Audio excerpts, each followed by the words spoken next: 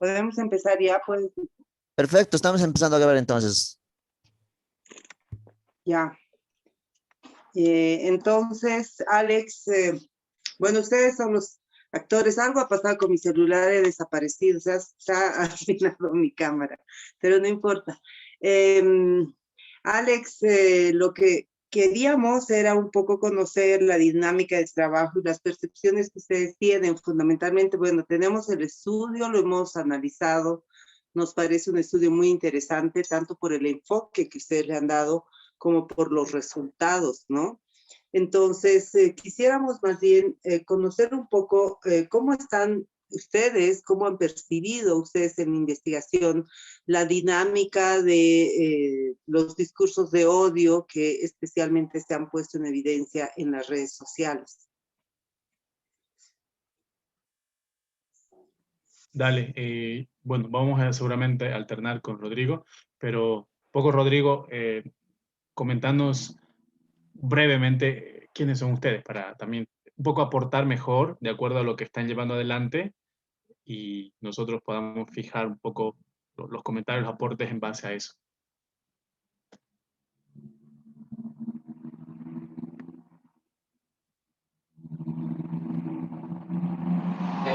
Le decís a Zulema, ¿no? O a mí quedé un poco confundido.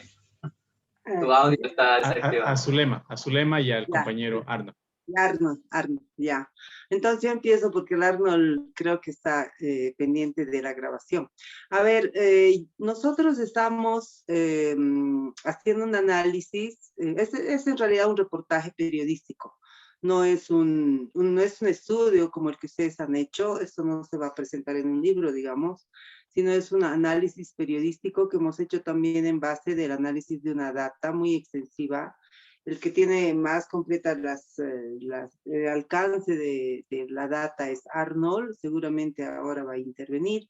Sin embargo, estamos analizando en términos más globales, no tan específicos como ustedes, estamos analizando cómo es que se está poniendo de manifiesto lenguajes de odio en la política, ¿no? Hemos analizado varios líderes políticos y estamos tomando en cuenta 4 ejes temáticos. El tema de golpe, fraude, el tema de corrupción, el tema de, de la pandemia y, bueno, el cuarto Elecciones, tema las elecciones también. perdón, elecciones, ¿no? Porque estamos tomando en cuenta nuestra data desde diciembre del 2020 hasta mediados de mayo. No, diciembre del 2019 hasta mediados de mayo de este año. Sí, diciembre del 2019 hasta mediados de mayo, ¿no? Entonces, inmediatamente después del gran conflicto, digamos, porque si nos quedábamos en el conflicto, si tomamos el conflicto más, nuestra data se iba a extender demasiado, ¿no?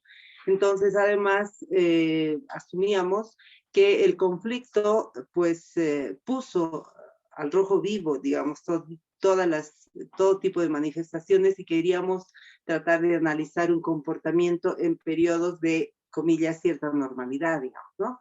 Entonces, esa es la data, Arnold, lo que queremos ver es de qué manera las formas como los políticos están utilizando las redes sociales y están emitiendo criterio y están señalando digamos, nombrando de determinada manera algunos acontecimientos, caracterizando a los contrarios, está, digamos, afectando la democracia y pues está generando también distorsiones en la generación de una cultura democrática y una ciudadanía democrática. Este es básicamente nuestro objetivo. Pero Arnold, por favor, dales detalles de la data. Sí, a grosso modo es lo que dijo Zulema, ¿no? Son 4 temas, ejes, ¿no? 4 temas eje, que, bueno, pues la mayor parte, podría yo complementar, que la mayor parte del análisis se ha hecho a través de publicaciones en redes sociales, porque se darán cuenta que el 2020 la mayor parte del tiempo ha sido encierro total, entonces el canal que han utilizado los políticos ha sido las redes sociales, en su mayoría. Hemos visto muchos escenarios de conflicto durante el análisis, el tema de la pandemia como tal, la situación post-conflictiva de noviembre de 2019, los problemas que tuvo el gobierno transitorio, ¿no? Ese debate entre golpe y fraude, el tema de la pandemia y entre medio el tema eleccionario, o todo lo que generó a través de pues la suspensión, si va el traslado de la fecha de las elecciones y lo que vino con eso, ¿no? Bloqueos al oxígeno en plena pandemia, o sea, toda una serie, y también obviamente luego viene el tema de las elecciones, la victoria del MAS, la salida de Áñez del poder, bueno, o sea, son eventos que están caracterizados por mucha carga de polarización, que es obviamente una de las cosas que hemos podido verificar en el análisis que se ha hecho. Y a partir de aquello, obviamente, con la ayuda de ustedes y de otras personas que hemos podido entrevistar, estamos dándole cuerpo a esta investigación que simplemente no queremos que se queden datos fríos, ¿no? El tema de, por ejemplo, los discursos homofóbicos en el tiempo electoral no ha sido expresamente analizado porque ya teníamos referencia de la investigación que ustedes han realizado, ¿no? Y nos parece una investigación muy concluyente que indudablemente va a aportar también a nuestro análisis. Entonces, sin embargo, en la data vamos a establecer si esas manifestaciones se reiteran, digamos, ¿no? A partir de las lógicas que nosotros hemos analizado. Eso es básicamente.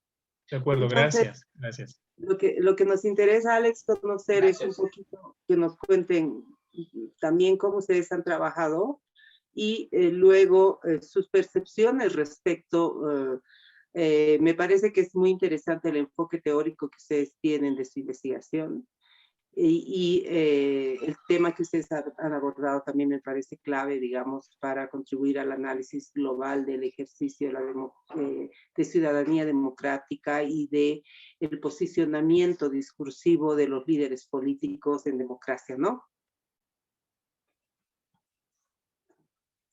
No sé, Rodrigo nos empieza a contar. Dime no sé un segundo, voy a cerrar la puerta. Ya.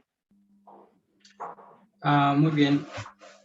O sea, un poco la descripción de lo que se ha realizado de manera general, ¿no? Sí, por favor, Rodrigo. Bueno, el monitoreo se realizó pensando precisamente en lo que los políticos podrían llegar a decir durante la época electoral, ya que tenemos antecedentes de que muchos de ellos no están informados acerca de los derechos sexuales y reproductivos, por tanto, y sobre todo de los derechos de la población LGBT, y recurren constantemente a estos temas que suelen ser candentes, digamos, temas que llaman la atención, temas que están en el tabú y que no son socializados abiertamente, para desinformar, para ganar medios, para ganar una voz, digamos, para ganar cámaras. Entonces, ellos utilizan estas temáticas para poder estar en el imaginario social de manera negativa y en algunos casos positiva, ¿no? Pero esos son muy pocos, ¿no? La mayoría tiende a desinformar o tiende a manejar esos temas con rechazo. Por esa razón, sobre todo, se ha empezado a pensar en cómo poder lograr, número uno, digamos, registrarlos estos, número dos, analizarlos, número tres, darles respuesta y, bueno, número cuatro, tratar de denunciarlos, ¿no? Tratar de denunciar estos hechos de que no se puede vertir una opinión, si es que, sobre todo si sos una persona del ámbito público, sin tener ninguna consecuencia, quedando impune, ¿no? Y haciendo daño a toda una población, con un discurso que poco a poco se va transformando en acciones concretas en contra de esa población. Para ello hemos puesto nuestro la metodología del monitoreo, dando una cobertura principalmente a aquellas temáticas que tengan que ver con la orientación sexual, la identidad de género, el derecho de las mujeres, el origen étnico de las personas y su relación también con los derechos, y también a la discapacidad física, ¿no? Si estas poblaciones que son consideradas vulnerables son mencionadas y son manejadas dentro de los discursos de los candidatos, ya sea en los medios de comunicación como en las redes sociales. Decimos en los medios de comunicación porque hemos seguido las noticias de que ellos vierten en las redes sociales, transmitidas de manera, perdón,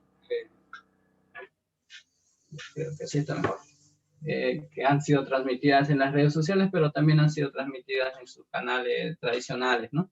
Entonces, las hemos seguido en sus redes sociales, viendo cada uno de los noticieros, viendo cada uno de sus posteos que ellos realizan con respecto a la sección de política. Y a la vez también hemos perseguido a los, digamos, por decirlo de alguna manera, en las redes sociales a los políticos. Hemos visto cada uno de sus posteos, hemos visto cada uno de sus videos durante la época electoral, que constaría de los meses, durante las fechas, que en este momento no lo encuentro y está en el informe, pero es a partir de agosto, tengo entendido, hasta noviembre, si no estoy equivocado. Entonces, durante esos 3 meses, bueno, casi 4 meses, hemos estado digamos, viendo cada una de sus publicaciones y viendo si estas no van en contrario a lo que dice la legislación boliviana con respecto a derechos humanos, y también si no van coincidiendo con los conceptos de discurso de odio que maneja la ONU, ¿no? Entonces, si van coincidiendo, vamos a ir clasificando estas publicaciones de 3 maneras, ¿no? Como una alerta roja, alerta amarilla y alerta verde. La alerta roja es cuando coinciden sus publicaciones con lo que es discurso de odio, o cuando también va en contra de lo que son los derechos humanos en relación a la legislación boliviana. Entonces, de esa manera hemos clasificado sus respuestas y las hemos sistematizado, buscando siempre tener los registros de cada uno de lo que estamos haciendo, ¿no? En un Excel hemos puesto los links, hemos puesto también si había casos, si había, digamos, habíamos encontrado las páginas web de cada una de los medios para también poner los links, para que haya un respaldo de lo que se está asegurando.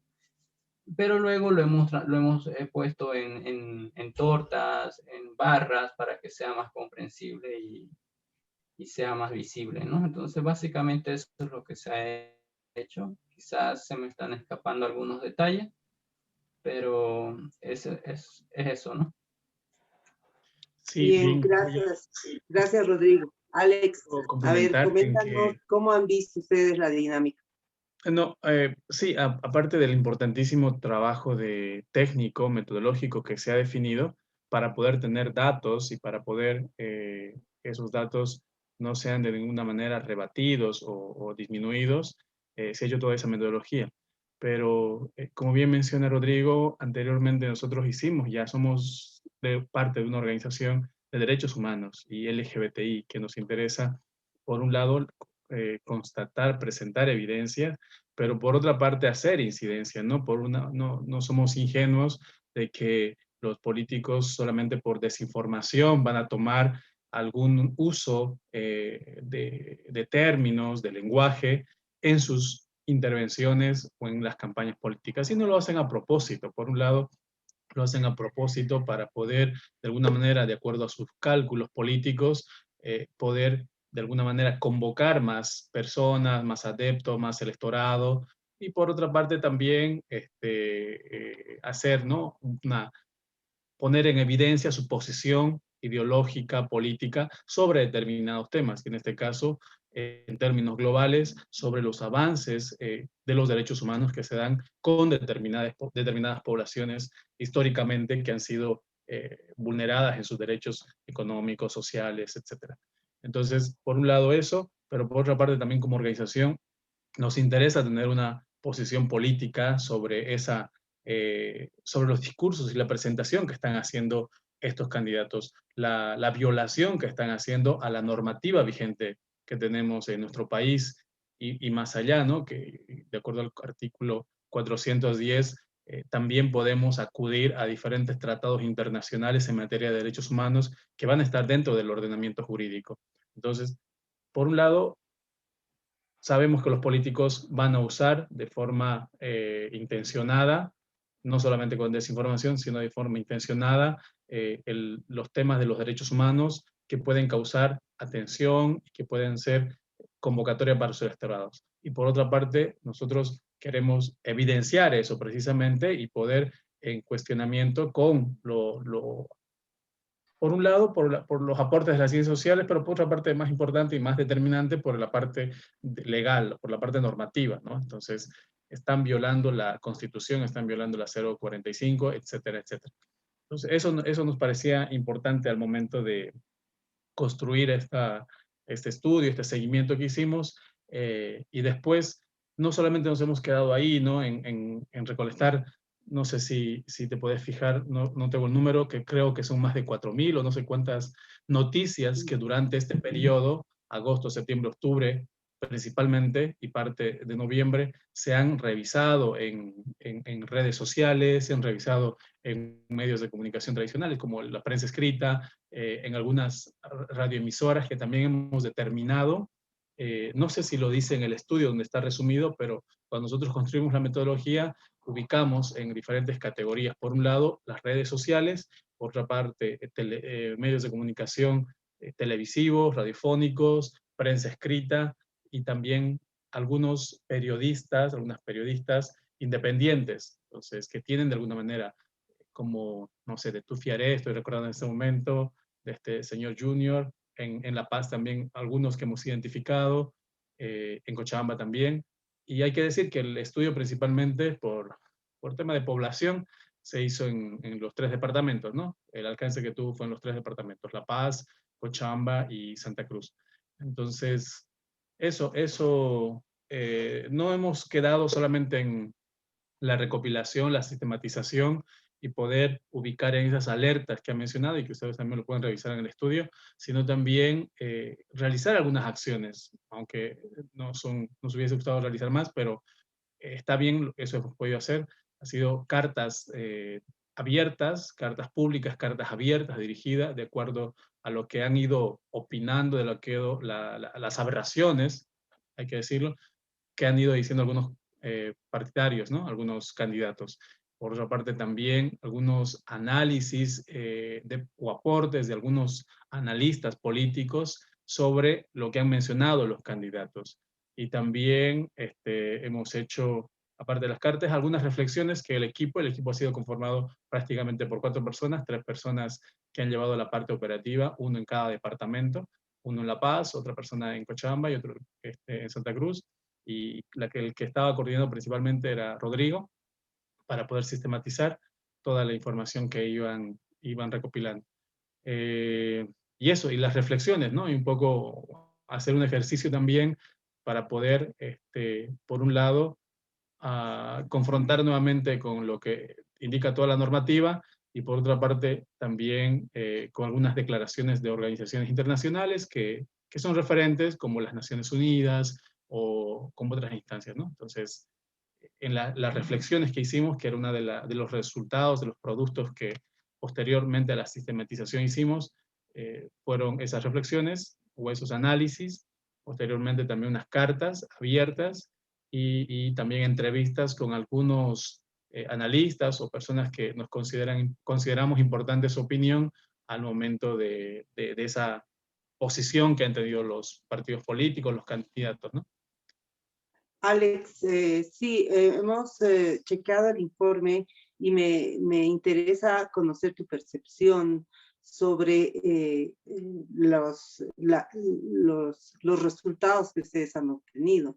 Ustedes están concluyendo que en época electoral, en diferente dimensión, como ustedes bien, como Rodrigo bien lo ha detallado, rojo, amarillo y verde, digamos, alerta roja, alerta amarilla, etcétera. Ustedes han advertido que efectivamente se manifiesta el discurso de odio hacia estas poblaciones consideradas vulnerables. ¿Qué nos puedes decir respecto de eso?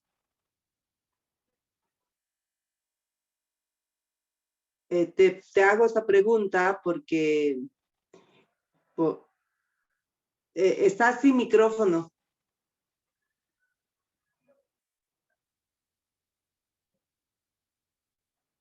Ya, ahora sí, perdón. Estaba... Sí. Uno se despista. Perdón. No, está muy bien, no te preocupes. Entonces te estaba preguntando que me parece muy interesante las conclusiones que ustedes han sacado en el estudio, porque ustedes tienen toda una argumentación también teórico-conceptual que apunta a caracterizar ese tipo de manifestaciones como discurso de odio. Nosotros hemos entrevistado a otros especialistas de diferentes ramas de la sociología, de la política, de la psicología social, y existe la percepción de que en Bolivia todavía no hay una caracterización tan conclusiva como discursos de odio y que no se puede caracterizar así la situación, pero quisiera conocer tu punto de vista.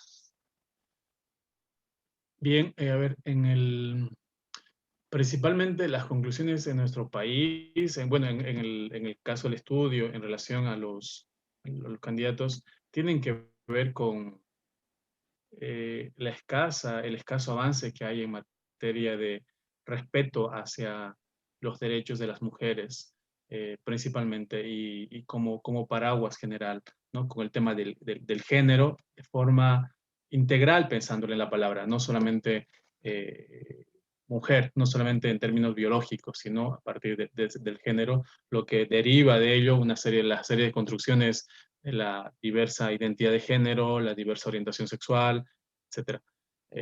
Nos parece eso muy, muy determinante que hemos identificado en el estudio, porque de alguna manera manifiesta que hace que varios de los candidatos se pasan por alto el respeto hacia las mujeres, y más aún que había en ese momento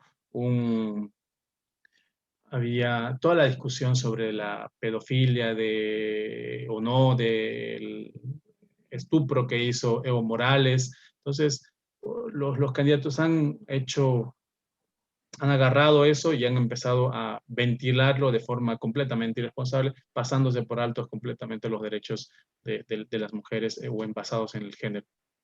Entonces, ese es un desafío importantísimo para nuestro país, ¿no? Profundizar el tema de los derechos de las mujeres. Por otra parte, lo que habíamos mencionado era,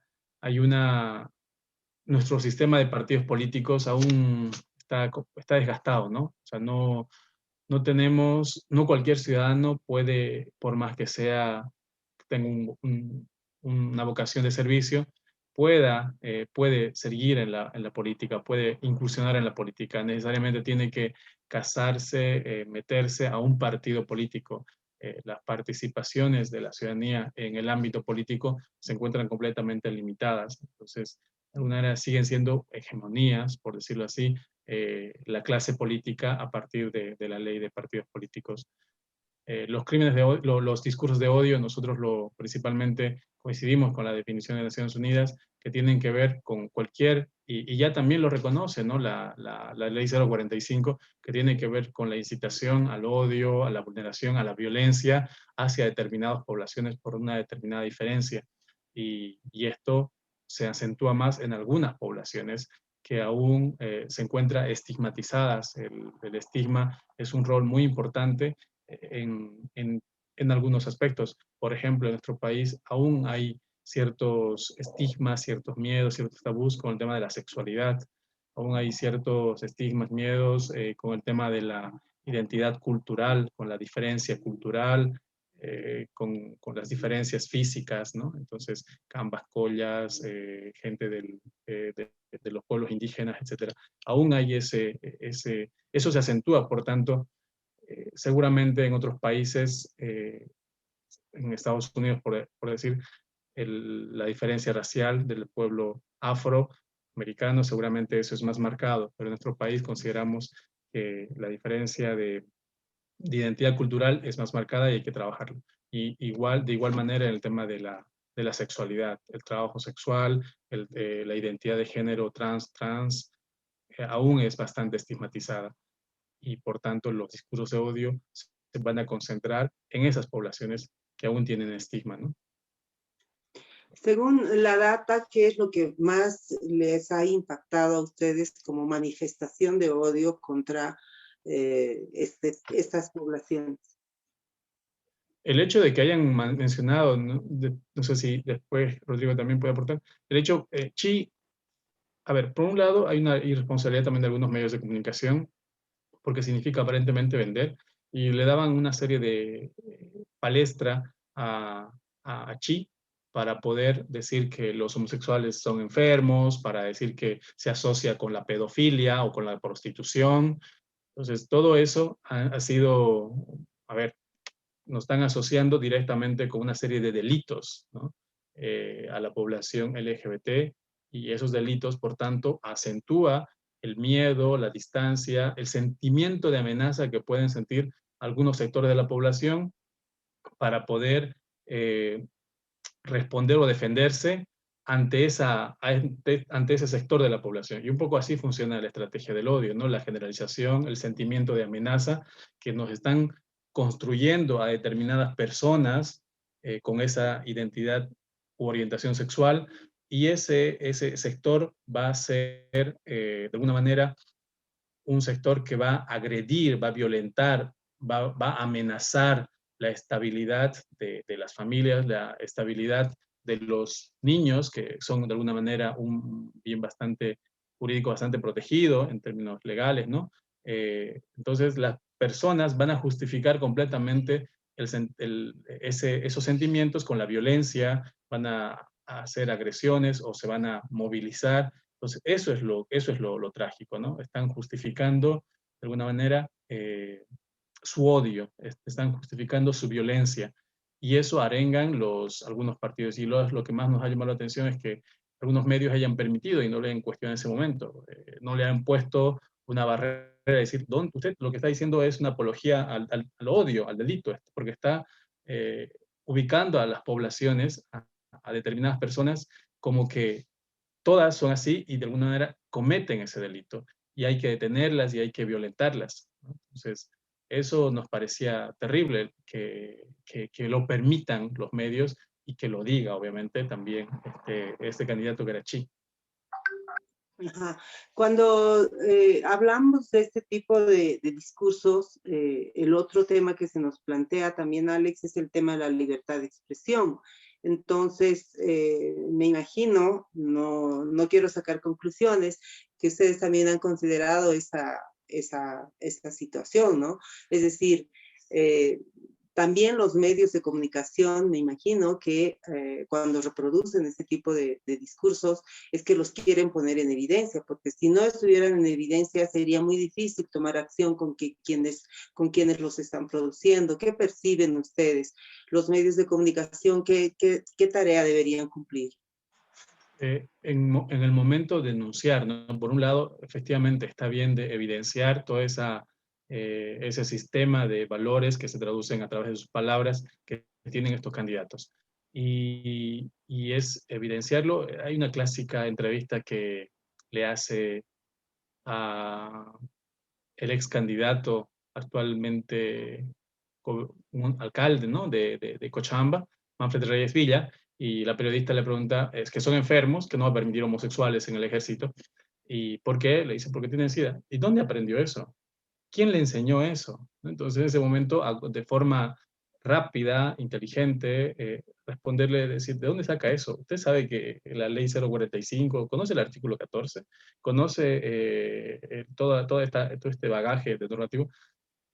Puedo cuestionar en ese momento a a la evidencia de la ignorancia, de la manifestación que está haciendo de odio esa persona o ese candidato, ¿no? Entonces ese rol y la libertad de expresión precisamente termina a partir de que alguien está generando violencia, está incitando a la violencia a determinado grupo poblacional. Y en este momento sí están incitando a lo, bueno, sí en el momento de la investigación algunos candidatos han incitado a la violencia, han incitado al odio a determinadas poblaciones. Han reforzado porque tienen un espacio que es un espacio de audiencia en sus redes sociales, en las entrevistas, tiene un espacio de mayor alcance, eso es importante, de mayor alcance para dirigirse a la población. Está en una posición privilegiada para que su voz sea escuchada por muchos o por muchas. Y ese mensaje, si es que no lo dice de forma correcta, adecuada, de acuerdo a la ley, de acuerdo a los derechos humanos, tiene que detenerse. Y ahí los periodistas es su rol importante, ¿no? Ser agudos, no callarse al momento de increpar a su interlocutor. Ajá, o sea que ustedes consideran a partir de la investigación que, digamos, falta, digamos, adecuado conocimiento de los periodistas a la hora de realizar entrevistas o cuando son sorprendidos con este tipo de discursos. Sí, a ver, hay los periodistas, ¿no? Que normalmente están están en la calle y están buscando las noticias, que es un trabajo súper difícil. Y sí, pero el momento de edición, de la posición del medio de comunicación, ya tiene una serie de filtros y seguramente ahí es cuando se tiene que editar, compartir esas posiciones, ¿no? De no permitir cualquier discurso de odio. Entonces, información a los periodistas, sí, por supuesto que a varios sectores, no solamente a los periodistas, al personal de salud, y que se diga, al de educación, terrible. Algunos profesores están súper comprometidos, otros, pero los padres que de alguna manera confían en el profesor o la profesora, como usted digo, varias experiencias, no permiten el ingreso de información sobre la diversidad sexual, pero en algunos casos han sido buenas experiencias porque el profesor ha hablado con la familia, ha hablado con los padres, ha tenido una reunión y bueno, dialogando se entiende, no son procesos más largos.